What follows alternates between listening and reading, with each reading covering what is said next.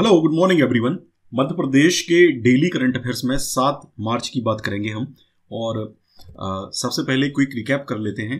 पहला जो प्रश्न है, संस्कृति मंत्रालय, भारत सरकार और जनजातीय कार्य विभाग, मध्य प्रदेश शासन संयुक्त तत्वाधान में राज्य स्तरीय जनजातीय सम्मेलन कहाँ आयोजित किया जाएगा? तो इनकी संयुक्त तत्वाधान में जो राज्य स्तरीय जनजातीय सम्मेलन है ये दमोह में आयोजित किया जाएगा। दूसरा प्रश्न है, राज्य शासन द्वारा किसे मध्य प्रदेश भू संपदा विनियामक प्राधिकरण का सदस्य नियुक्त किया गया है? तो ये सुरेंद्र सिंह राजपूत हैं। देखिए, इससे पहले भू संपदा विनियामक प्राधिकरण यानी कि जो रेरा है, रेरा के चेयरमैन बनाए गए थे। ठीक है, श्रीवास्तव जी जो थे वो चेयरमैन बनाए गए हैं, जबकि सुरेंद्र सिंह राजपूत इसके सदस्य नियुक्त किए गए। इसमें कंफ्यूजन वाली कोई बात नहीं है। चेयरमैन अलग होता है और सदस्य जो है वो अलग होते हैं। चेयरमैन बोले तो अध्यक्ष। ठीक है, ध्यान रखिएगा। राष्ट्रीय शिक्षा नीति 2020 के क्रियान्वयन की दिशा में राष्ट्रीय संगोष्ठी का आयोजन कहाँ किया जा रहा है? तो ये राष्ट्रीय संगोष्ठी जो है ये भोपाल में आयोजित की जा रही है। निम्नलिखित में से किसने हाईकोर्ट की मुख्य पीठ जबलपुर, इंदौर और ग्वालियर के मोबाइल ऐप को लॉन्च किया है? तो ये जस्टिस मोहम्मद रफीक हैं। ठीक है, ध्यान रखिएगा। मध्य प्रदेश का पहला पंचगव्य अनुसंधान केंद्र कहाँ बनाया जाएगा? तो मध्य प्रदेश का पहला पंचगव्य अनुसंधान केंद्र बनाया जाएगा जबलपुर में, जो नानाजी देशमुख वेटनरी विश्वविद्यालय है उसके अंदर। आज के करंट अफेयर की बात करेंगे। देखिए, एक्चुअली में थोड़ा सा सर्दी जुकाम हो रखा है, इसलिए मैं ज़्यादा डिटेल में आज डिस्कस नहीं करूँगा और क्वेश्चंस भी हम इस वीडियो में डिस्कस नहीं करेंगे। और जल्दी में हम थोड़ा सा जो करंट अफेयर है उसको डिस्कस करेंगे। देखिए, पहला प्रश्न है, नरवाई को जलाने के विकल्प के तौर पर सुपर सीडर मशीन का क्रय करने के लिए सरकार ने कितने प्रतिशत सब्सिडी का प्रावधान किया है? तो देखिए, सरकार ने ये जो सब्सिडी है वो 40% की सब्सिडी सुपर सीडर मशीन पर दी जाएगी। देखिए, ये सुपर सीडर मशीन वही है जो हमने अभी आपको बताया था अभी कुछ दिन पहले कि होशंगाबाद में प्रोजेक्ट के रूप में, पायलट प्रोजेक्ट के रूप में जो नरवाई को जलाने के लिए एक विकल्प मिला है सुपर सीडर मशीन का। ठीक है, तो ये अभी लॉन्च करी गई है ये मशीन। ठीक है, और पर्यावरण संरक्षण और नरवाई जलाने से बचने के लिए, समय की बचत करने के लिए, किसानों को अधिक से अधिक सुपर सीडर मशीन का उपयोग करने के लिए सरकार चाहती है कि ज़्यादा से ज़्यादा लोग सुपर सीडर का मशीन का उपयोग करें। इसलिए सरकार ने मशीन को क्रय करने के लिए, खरीदने के लिए 40% सब्सिडी का प्रावधान जो है वो इसके अंदर किया हुआ है। अगला प्रश्न है, स्व सहायता समूहों को ऑनलाइन प्रकरण प्रस्तुत करने एवं स्वीकृत करने में कौन सा प्रदेश देश में प्रथम स्थान पर है? तो ये मध्य प्रदेश है। स्व सहायता समूहों को ऑनलाइन प्रकरण प्रस्तुत करने और स्वीकृत करने में अभी 8 मार्च यानी कि अंतर्राष्ट्रीय महिला दिवस के अवसर पर मुख्यमंत्री जो मध्य प्रदेश के हैं वो राज्य ग्रामीण आजीविका मिशन के तहत जो महिला स्व सहायता समूहों का गठन किया गया है उनके सदस्यों को लगभग 200 करोड़ रुपए बैंक का जो ऋण है वो वितरित करेंगे। और ये एक कार्यक्रम आयोजित किया जाएगा भोपाल में मोतीलाल नेहरू स्टेडियम के अंदर। ठीक है, ये मुख्य समारोह यहाँ पर होगा। इसमें करीब 6000 से अधिक स्व सहायता समूह सदस्य महिलाएं इसके अंदर भाग लेने वाली हैं।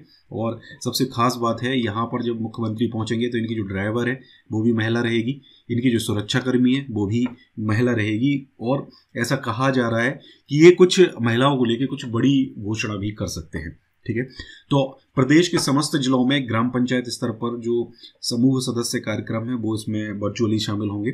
और ये आपको मैं बता चुका हूँ, स्वीकृत करने में और प्रस्तुत करने में, ठीक है, ऑनलाइन प्रकरण मध्य प्रदेश देश में पहले स्थान पर है। अगला प्रश्न very very very most important, किसने इजिप्ट के कायरो में आयोजित वर्ल्ड कप महिला ट्रैप टीम इवेंट में भारत को रजत पदक दिलाया? तो ये मनीषा कीर हैं। ठीक है, और इन्होंने भी हाल ही में इजिप्ट के कायरो में एक वर्ल्ड कप आयोजित किया गया था, उसमें महिला ट्रैप टीम इवेंट में भारत को रजत पदक दिलाया। इन्होंने भारत की इंडियन टीम जो है, इंडियन टीम को वहां पर रिप्रेजेंट किया है, मध्य प्रदेश को रिप्रेजेंट नहीं कर रही थी वहां पर। ठीक है, ये ध्यान रखिएगा। और ये भोपाल की रहने वाली हैं मनीषा कीर। ठीक है, और शूटिंग, अंतर्राष्ट्रीय शूटिंग स्पोर्ट्स फेडरेशन जो है उसके द्वारा 22 फरवरी से 5 मार्च तक यह प्रतियोगिता आयोजित की गई थी। भारतीय टीम ने कुल 444 अंकों के साथ देश को रजत पदक जो है वो दिलाया है। सिल्वर मेडल इसमें भारतीय टीम को मिला है। और रूस फेडरेशन जो है वो 463 अंकों के साथ पहले स्थान पर रहा है और इजिप्ट 405 अंकों के साथ तीसरे स्थान पर इसके अंदर रहा है। इसके साथ साथ अभी हाल ही में 28 से 30 जनवरी 2021 तक कुवैत में जो first Asian online shooting shotgun championship आयोजित हुई थी उसमें मनीषा ने देश को कांस्य पदक यानी ब्रॉन्ज मेडल जो है वो दिलवाया था। ठीक है, तो ये भी आप ध्यान रखिएगा। अगला प्रश्न है, मध्य प्रदेश के किस जिले में संस्कृत महाविद्यालय प्रारंभ किया जाएगा? तो ये मध्य प्रदेश का दतिया जिला है, जहां पर वहाँ गृह मंत्री का नरोत्तम मिश्रा जी का गृह जिला है ये, तो उन्होंने वहाँ पर संस्कृत महाविद्यालय प्रारंभ करने का निर्णय लिया है। साथ ही में एक घोषणा उन्होंने करी है कि दतिया में संस्कृत महाविद्यालय प्रारंभ किया जाएगा। साथ ही 1 वर्ष के भीतर पत्रकारिता जो महाविद्यालय वहाँ पर है उसको भी पुनः प्रारंभ किया जाएगा। ठीक है, साथ ही उन्होंने ये कहा है कि एजुकेशन हब के रूप में दतिया को जाना जाएगा।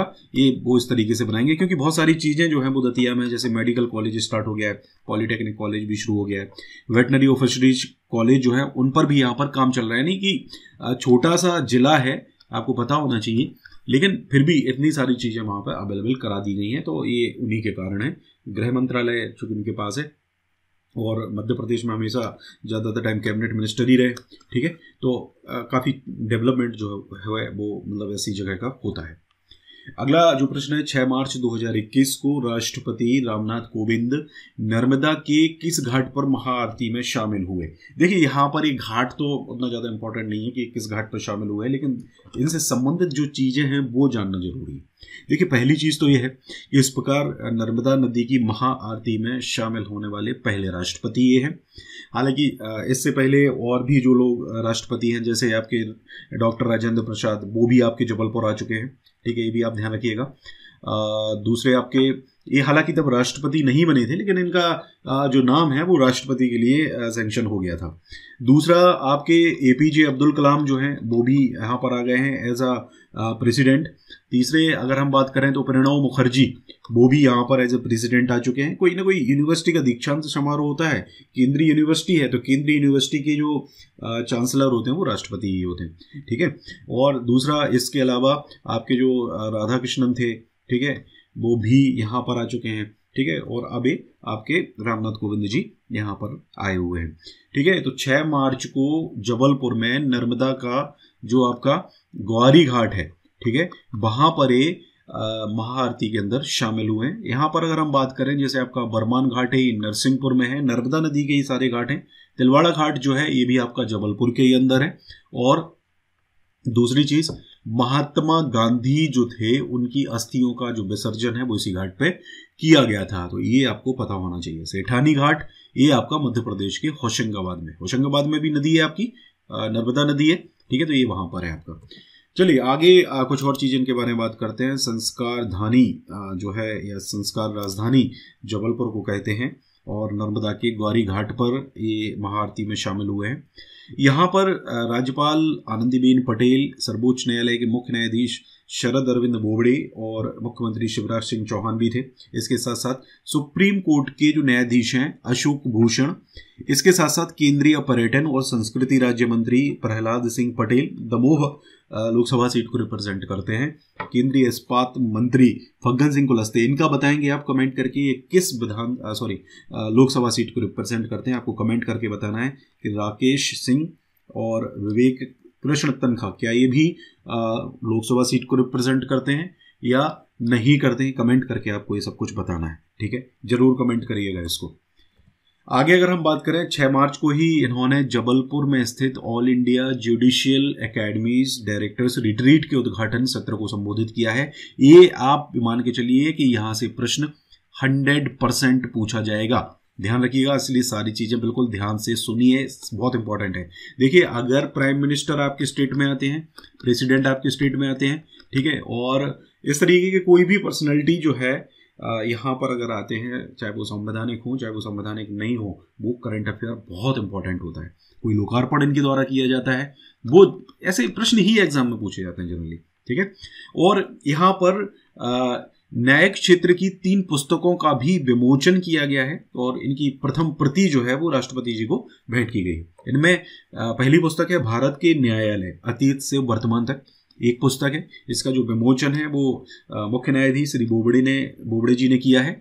मध्य प्रदेश का न्यायिक इतिहास एवं न्यायालय, इसका जो विमोचन है वो सुप्रीम कोर्ट के ही जस्टिस हैं एन.वी. रमन्ना, इनने किया है। मध्य प्रदेश उच्च न्यायालय के वर्ष 1950 से आज तक के डाइजेस्ट, ये इसका विमोचन जो है वो सुप्रीम कोर्ट के जस्टिस हैं अशोक भूषण, इनके द्वारा किया गया है। ठीक है, तो ये अपने को इतना ध्यान रखना है। इसके अलावा थोड़ा सा यहाँ पे स्टैटिक जीके की हम बात कर लेते हैं। देखिए, जो जुडिशियल एकेडमी है इसकी स्थापना 1994 में हो गई थी। ठीक है, 1974 में वैसे प्रोसेस इसकी स्टार्ट हुई थी, बट इसकी स्थापना हुई थी 1994 में। बाद में 2002 में इसे पुनर्गठित किया गया और इसका नाम बदलकर न्यायिक अधिकारी प्रशिक्षण और अनुसंधान संस्थान कर दिया गया। कानून से संबंधित जैसे कोई वकील है उनको यहाँ पे ट्रेनिंग दी जाती है, इस तरीके का जो काम है वो यहाँ पर किया जाता है। ठीक है, अच्छा एक और चीज़ देखिए, आयोग को लेके कई बार थोड़ा सा एक डाउट लोगों को रह रहा है। देखिए क्या होता है कि जब किसी आयोग का पुनर्गठन किया जाता है, ठीक है, जैसे किसी अनुच्छेद के थ्रू, जैसे पहले अगर हम बात करें, जैसे आपका जनजाति आयोग और जाति आयोग, राष्ट्रीय जनजाति आयोग और राष्ट्रीय जनजाति आयोग दोनों एक थे, बाद में इनको अलग अलग करा गया। तो जब इनको अलग अलग करा गया तब इनकी डेट मानी जाएगी। ठीक है, या इनको संवैधानिक दर्जा दिया गया तो ये उनकी स्थापना की दिवस मानी जाएगी। ठीक है, इनका गठन कब हुआ है। ठीक है, बाकी जैसे मैंने जो आयोग वाला वीडियो आपको बताया था, तो आयोग वाले वीडियो में मैंने ये चीज़ आपको बताई थी कि भाई इनका इतिहास क्या है। ठीक है, तो ये देखिए यहाँ पर अगर लिखा है इसको पुनर्गठित किया गया, तो आपसे अगर 1994 वहां पे नहीं है तो आपको 2000 ऑप्शन वहां पर जरूर मिलेगा, लेकिन दो में से कोई एक ही ऑप्शन मिलेगा, दोनों ऑप्शन नहीं मिलेंगे। ठीक है, ये चीज ध्यान रखिएगा।